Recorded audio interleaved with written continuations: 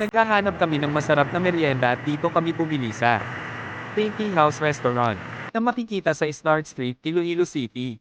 Ang restaurant na ito ay isa sa pinakamatandang restaurant dito sa Iloilo City. Mula noong 1929 at pa hanggang ngayon ay bukas pa sila at patuloy na nagbibigay serbisyo sa mga Ilonggo. Hindi matutumbasan ng sarap at original taste ng mga luto nila. Lalo na ang kanilang pansit at bihon na isa sa mga bestseller nila na palaging di nga balik-balikan ng mga Ilonggo. Dagdagan pa ng kanilang pan de leche na malaki at hindi tinipid. Marami pa silang luto dito na pwede ninyong mapagpilian. Kaya kung sakaling makapunta kayo dito sa Iloilo City, try ninyo ring tikman ang specialty nila.